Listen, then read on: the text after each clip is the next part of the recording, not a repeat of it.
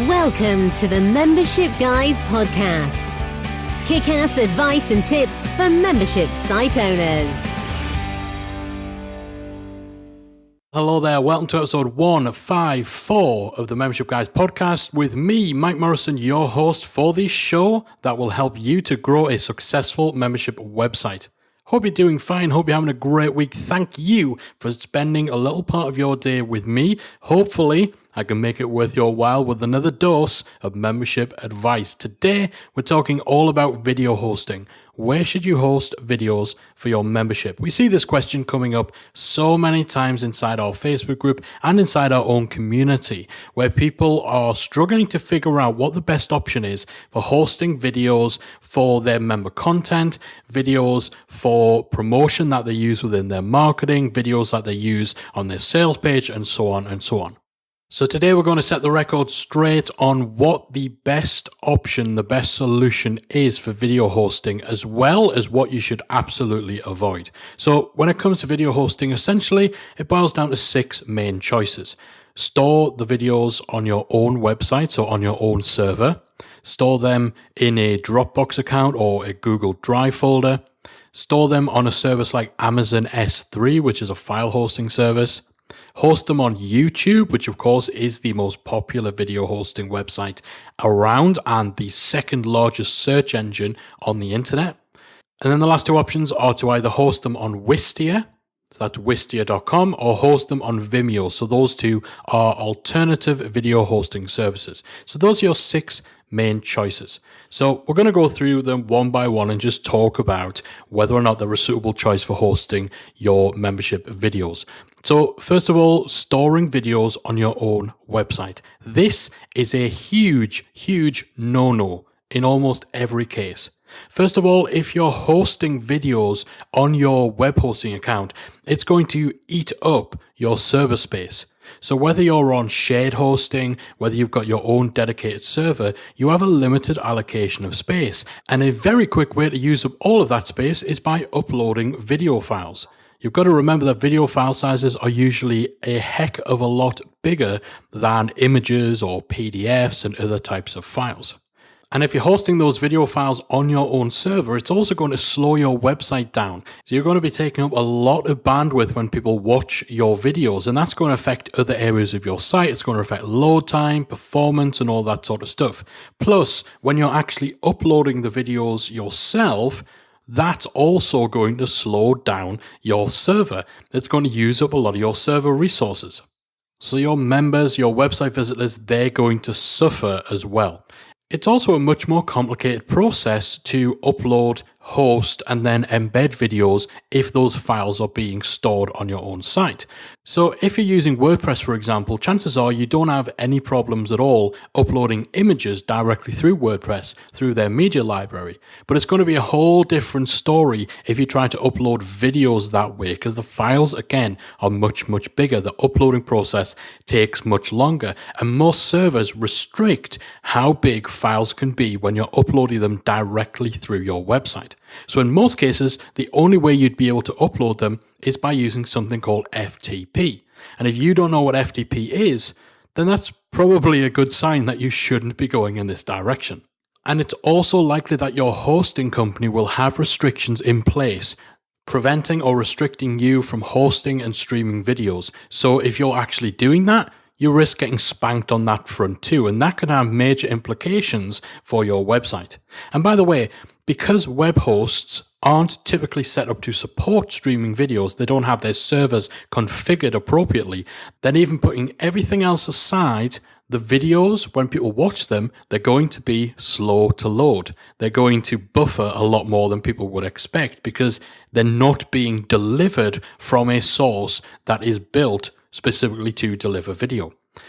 And then finally, if you're doing it through this way, you're also going to need to find a plugin and some code that you can embed into your site. You'll actually need to find a video player plugin that gives you the code that you embed in your site. It's not like YouTube and others where after you've uploaded your video, you just get the embed code given to you. You're going to have to figure that piece of the puzzle out yourself. So overall, it's a lot more convoluted, a lot more complicated. There's so many more pitfalls and potential problems, and the end result is actually going to be pretty poor performance when it comes to people actually watching those videos. So hosting video files on your own site, if they are for viewing, if they're not for downloading, and even if they are for downloading, I would still not recommend putting them on your own site because, again, it's taking up storage, taking up bandwidth. But hosting videos on your own site is a no-no. Hosting on Dropbox, Google Drive, or even Amazon S3 suffer from similar problems. Limits on storage space, possible contravention of terms and conditions in the case of Dropbox and Google. Amazon S3 isn't as restricted, and the storage space on Amazon is relatively cheap, but again, none of these three options are purpose-built for hosting and streaming videos. When you use a proper video host, their servers are not only fine-tuned for the sole purpose of serving up video fast and without problems with buffering, but also when you upload the video file itself, it gets optimized to reduce the file size as much as possible without spoiling the video. So this means less storage taken up, this means videos load quicker, they perform better, and it's overall a much better experience for the people viewing the video. None of that stuff happens with the likes of Dropbox, Amazon, Google Drive, and so on, because they are not built for the purpose of being video hosts. It's also harder to control and limit access through those types of services too. So a member could easily just share the video link to your video that you're hosting on Dropbox or Amazon. They could just share that link to their friends, and frankly, there'd be nothing that you can do. So for hosting video that you'll be embedding on your website, where your members will be logging in and actually viewing the video on your site, definitely go with a proper video hosting service, not just somewhere that hosts files. If you want to host images, you've got tools or downloads, PDFs, and all that sort of stuff that your members will be downloading, then that's where things like Amazon S3 are worth looking at. But for video hosting, you should use a proper video hosting service. And there are three main choices you have on that front: YouTube, Vimeo, and Wistia. Now, of course, YouTube are the ones that absolutely everybody listening will have heard of. And you definitely want to have any free videos that you're using as part of your content marketing strategy, for example. You definitely want those to be on YouTube because the audience there is huge. The discoverability for those videos is huge. But you shouldn't be hosting your paid membership videos on there. And the main reason for that is that there is no good way of restricting that content to only your members. So quite often what people do is they'll upload videos for their courses, for their workshops, the replay videos from webinars and stuff. They'll upload those to YouTube and they'll set them to unlisted. And then they think that that's enough to protect it. So they just embed the unlisted video inside their membership, but they don't realize that anybody who has a direct link to an unlisted video can watch it on the YouTube website. So again, your members can quite easily share the direct YouTube link with their friends, and there's nothing you can do about it. So anybody with a link to an unlisted video can watch it, and B, unlisted videos will still show up in a Google search. Now, you can set YouTube videos to be protected, fully private, but then only people that you personally invite via email can watch them. And frankly, this is impractical for a membership site. So for content marketing, video blogs, and so on, then absolutely put that content on YouTube, but steer clear when it comes to your member content. So that leaves us with Vimeo and Wistia. And of those two, our recommendation would absolutely be Vimeo. Both of these services offer amazing features. They are both great video hosting services. You will need to pay for them, but in Vimeo's case, it's real good value for money when you look at the features you actually get. Now, not only do both of these services, Vimeo and Wistia, allow you to do things like customize and brand the video player, view in-depth statistics on how people are actually consuming your video, and so on. The most important thing that they give you is a great deal of control over where your video can be embedded and watched. You can actually restrict your videos so that they can only ever be embedded and watched on your specific website. They cannot be viewed and they cannot be watched anywhere else. So they won't show in search, they can't be viewed with a direct link. And even if somebody happened to have the embed code for the video and they just put it on their own website, so they were trying to rip your content off, the video wouldn't play because you restrict that video's playback to your specific domain name. That's the level of control you need when it comes to your paid content as a membership site owner.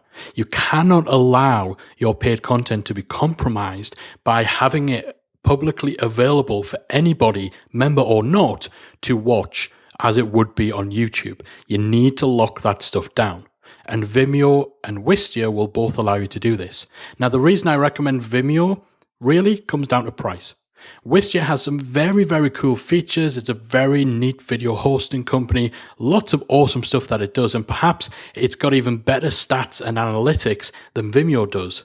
But they are very, very, very expensive by comparison. And honestly, Vimeo, they're catching up. They're closing that gap in terms of the features that you get for your money. Now, sometimes what we see people doing is using Wistia to host a handful of their important marketing videos. So, for example, if you have a sales page that has a sales video, one of those 15, 20-minute long sales videos, then quite often people will host those on Wistia so that they can take advantage of the superior stats and reporting. And Wistia's free plan does allow you to have 3 videos, albeit they will stick their branding on your video, which for a lot of people, that's a no-go. But if you've got more than just a handful of videos, then Wistia is going to get pricey. Vimeo is a steal by comparison. So Vimeo Pro, which is the option that we recommend. And by the way, Vimeo does have a free option, but obviously it doesn't have a lot of the features we're talking about here. If you want all that good stuff, Vimeo Pro is the one you want to go with. And that works out at around about $14 per month. By comparison, Wistia is $99 per month. And you also then have to pay 25 cents per month extra for each video that you upload to Wistia. Oh, actually, no, they give you your first 10 videos for free. And that's free in quotation marks because, you're paying $100 for the privilege. So no, it's not free. This means that if you have 200 videos in your membership, and honestly, that's not uncommon. In certain types of membership, that would actually be a drop in the ocean. But let's say you have 200 videos in your membership, then if you're using Wistia, that $100 becomes $150 per month. And that cost is going to go up and up and up and up with every new video you add. Sure, it's only 25 cents per month for each video, but over the course of a year, that works out at $3. And that's $3 for every single video that you have hosted on Wistia. And again, that price is going to go up and up and up the more content you put out there. Whereas Vimeo, it's $14 a month, and you get a very, very generous upload allowance that most memberships aren't going to come anywhere near. There's no additional charges or any of that nonsense. And by the way, usually when you have people doing this whole kind of comparison of what service you should use and what have you, usually there's an affiliate link hiding somewhere. That's not the case here. We don't get any kickback. We don't get any payment from Vimeo for recommending you use them instead of Wistia. We're just speaking from experience here. We use Vimeo ourselves. We get nothing in exchange for it. It's just that when it comes down to it, it is the clear choice in 99% of cases. Now, sometimes you will have issues with certain countries. I believe there's countries in Asia where sometimes there's issues with Vimeo videos being blocked and so on. So as with everything, do your own research, do your own due diligence. But hopefully the information from today's episode has helped you get clarity on where you should be hosting your membership videos. So there we have it. YouTube for your free marketing content, for video blogs, and anything else where you want to reach a huge audience. Vimeo for anything that's going inside your membership. And at a stretch, maybe use Wistia for your sales page video. But to be honest, having their branding slapped on there probably isn't worth the trade-off in order to get marginally better statistics. So my advice, just stick with Vimeo. But more importantly than any of that, whatever you do, absolutely do not host videos on your own website. Hopefully this has helped you out if this has been an area where you're not too sure on, or perhaps you started putting videos on YouTube and you got bit in the backside, or maybe this is the first you're hearing about the fact that actually all of your protected membership content is publicly available on YouTube if it's on there. If you just find that out now, sorry, but get it all onto Vimeo and you'll be sorted. That's it from me for this week. Hopefully this has been useful for you. I'll be back again next week with another installment of the Membership Guys podcast. If you've enjoyed today's episode of the Membership Guys podcast, we invite you to check out the membersiteacademy.com. The Member Site Academy is the essential resource for anyone at any stage of starting, growing, and running a membership website. So whether you're still figuring out what your idea is going to be, or whether your website is already up and running and you're just looking for ways to grow it and attract new members, then the Member Site Academy can help you to get to the next level.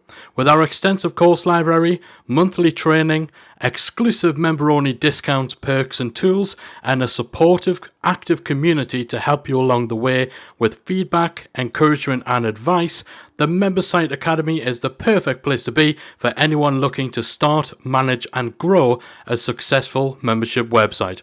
So check it out at membersiteacademy.com.